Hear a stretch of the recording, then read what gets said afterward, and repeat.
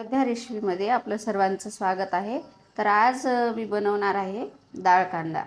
त्याच्यासाठी चना डाळ घेतलेली आहे, एक वाटी कांदा लांब लांब चिरून उभा घेतलेला आहे आणि हे लसूण भरपूर आणि कोथिंबीर।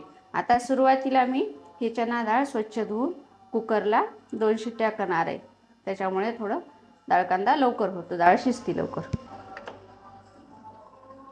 आता हे मी कुकरला 2 शिट्ट्या करून घेतलेल्या आहेत। आता आपण या भाजीला फोडणी करणार आहोत। फोडणीसाठी आपण तेल टाकून घेणार आहोत, थोडंसं जास्त तेल टाकायचं।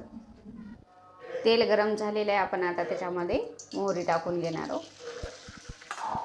याच्यामध्ये लसूण टाकून घ्यायचं,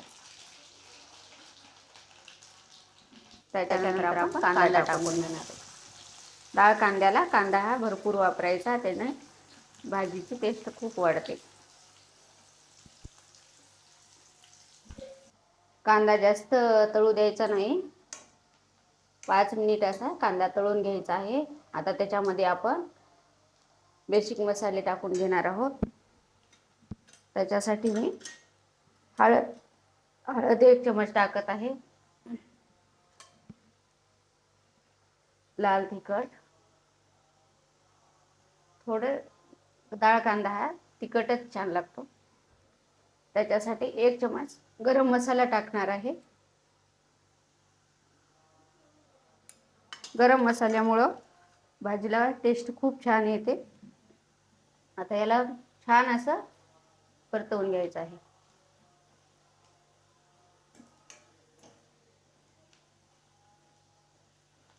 मसाला थोडासा काळा काळा होईपर्यंत भाजायचा आहे,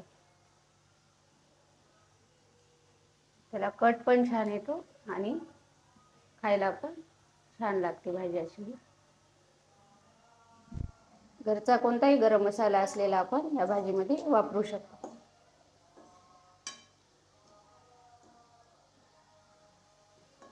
आता आपण ह्याच्यामध्ये आता ही डाळ शिजवून घेतलेली टाकणार आहोत।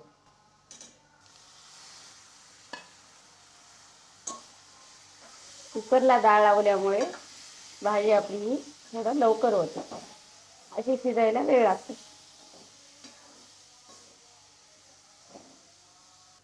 आता आपण याच्यामध्ये मीठ टाकून घेऊया। आता याच्यामध्ये आपण आपल्याला लागेल तेवढं पाणी टाकून घ्यायचं आहे आणि पाणी टाकून एक 10 मिनिट आपण याला उकळी आणून घेऊ। चॅनलला नवीन असाल तर लाईक, शेअर, सबस्क्राईब करायला विसरू नका। आता आपली ही बघा भाजी झालेली आहे, आपण याच्यावर कोथिंबीर टाकून घेणार आहोत आणि ही खाण्यासाठी आपली भाजी आता तयार आहे। अशीच तुम्ही नक्की करून बघा, खायला खूप छान चवीला चवदार अशी ही लागणारी। कधी भाजीला काही नसेल तर आयत्या वेळेला ही अशी भाजी तुम्ही करू शकता। हे बघा आपला डाळ कांदा रेडी आहे।